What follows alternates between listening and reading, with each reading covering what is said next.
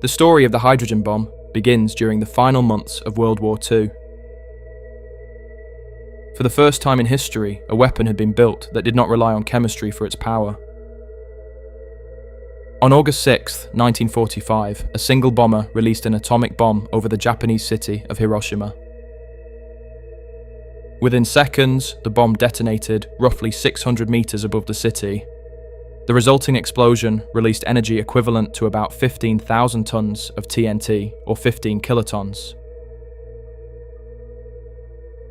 The blast wave flattened buildings across the city centre.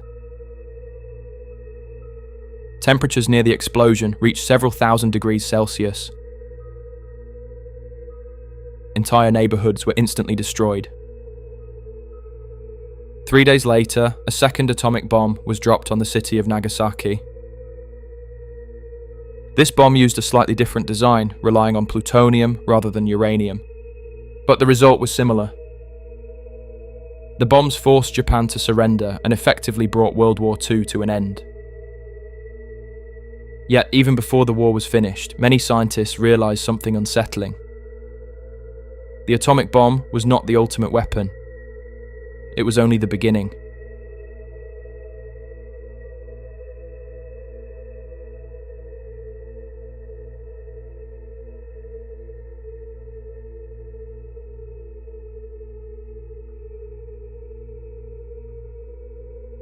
Another process existed that released even more energy: nuclear fusion. And if fusion could be controlled inside a weapon, the result would be something far more destructive.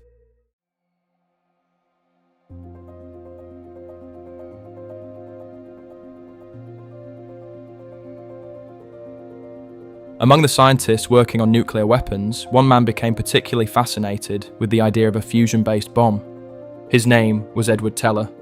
Teller believed that the immense energy produced inside stars could theoretically be recreated inside a weapon. Stars generate energy through nuclear fusion. Deep within their cores, hydrogen atoms are crushed together under enormous pressure and heat. When those atoms fuse into helium, they release vast amounts of energy. This process powers the sun and every other star in the universe. Teller realized that if scientists could replicate those conditions on Earth, the energy released could dwarf the power of atomic bombs. But there was an enormous challenge. Fusion requires temperatures of millions of degrees. Those conditions only exist naturally inside stars. No conventional explosive could produce such heat, so scientists faced a paradox. To ignite fusion, they needed temperatures hotter than the surface of the sun. But there was only one device capable of generating that kind of energy: an atomic bomb. The idea that emerged was simple in theory, but terrifying in practice. Use one nuclear weapon to ignite another, and the outcome is devastating.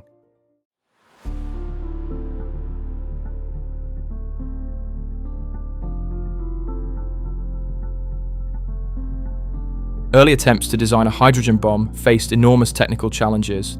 The biggest problem was containment. Fusion fuel had to be compressed and heated at the same time. If the fuel expanded too quickly, the reaction would fail. For several years, scientists struggled with designs that simply would not work. Then in 1951, a breakthrough occurred. Working with mathematician Stanislaw Ulam, Teller developed a radically different concept. Instead of trying to ignite fusion directly, they proposed a stage design. The weapon would consist of two main parts. The first stage would be a traditional atomic bomb. When it detonated, it would release an enormous burst of radiation. That radiation would then be used to compress a second stage containing fusion fuel. Under intense pressure and heat, the fusion fuel would ignite. This design solved the key problem that had prevented earlier hydrogen bomb concepts from working. Even more significant was the fact that the Teller-Ulam design was scalable. In theory, additional stages could be added to create even larger explosions. This meant that hydrogen bombs could be hundreds or even thousands of times more powerful than atomic bombs.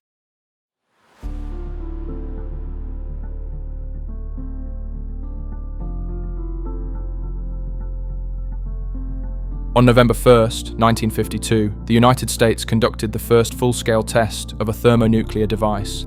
The test was part of Operation Ivy. The device itself was called Ivy Mike. It was detonated at Eniwetok Atoll in the Pacific Ocean. Unlike later hydrogen bombs, Ivy Mike was not a practical weapon. The device was enormous. It weighed more than 80 tons and required an entire building to house it. But as an experiment, it demonstrated that thermonuclear fusion could indeed be triggered. When the device detonated, the explosion was staggering. The fireball expanded several kilometers across. The island where the bomb had been placed was completely vaporized. In its place remained a massive crater more than a mile wide. The total energy released was approximately 10.4 megatons. That's 10 million tons of TNT. To put that into perspective, the atomic bomb dropped on Hiroshima had a yield of roughly 15 kilotons. That means the first hydrogen bomb test was hundreds of times more powerful. For the scientists involved, the success of Ivy Mike proved that the thermonuclear weapon was not just possible, it was real.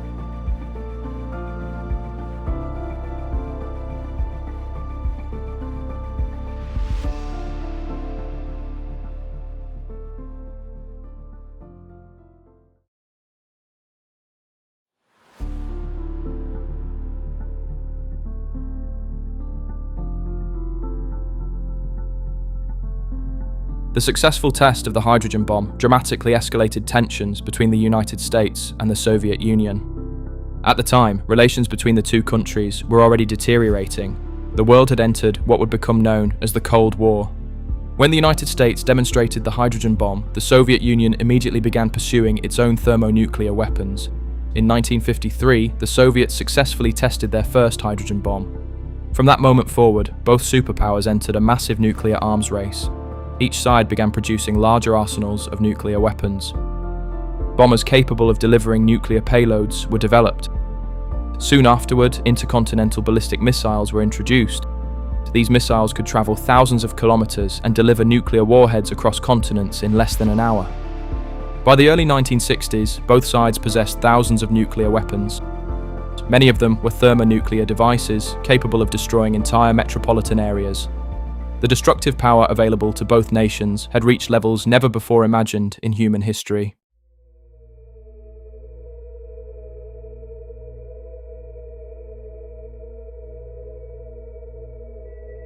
The most dramatic demonstration of thermonuclear power occurred in 1961.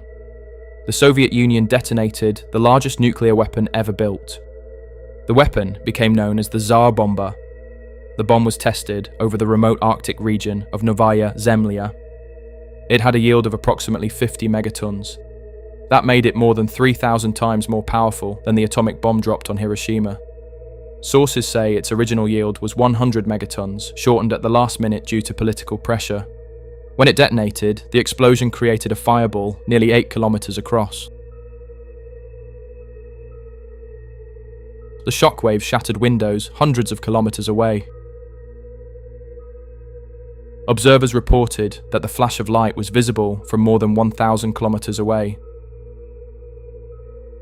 The mushroom cloud rose more than 60 kilometers into the atmosphere.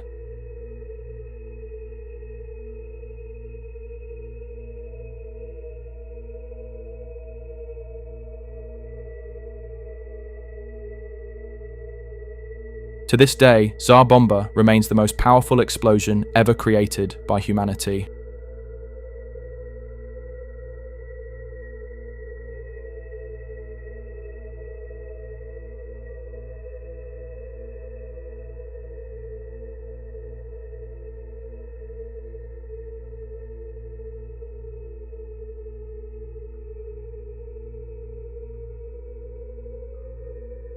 By the height of the Cold War, nuclear weapons had become central to global military strategy. Both the United States and the Soviet Union possessed thousands of nuclear warheads. Many were mounted on missiles capable of striking targets anywhere on the planet. The doctrine that emerged from this situation was known as mutually assured destruction. The concept was simple. If one country launched a nuclear attack, the other would respond with its own nuclear weapons. The result would be catastrophic destruction for both sides. Because of this, neither nation could risk initiating a nuclear war. Paradoxically, the very existence of these weapons helped prevent them from being used. The balance of terror kept the peace, but it also meant that humanity lived under the constant threat of nuclear annihilation. Today, thousands of thermonuclear weapons still exist across the world, each one capable of wiping out entire cities. They remain silent, but they are still there. For nearly a century, they have never been used again, and humanity can only hope they never will be. Thank you for watching.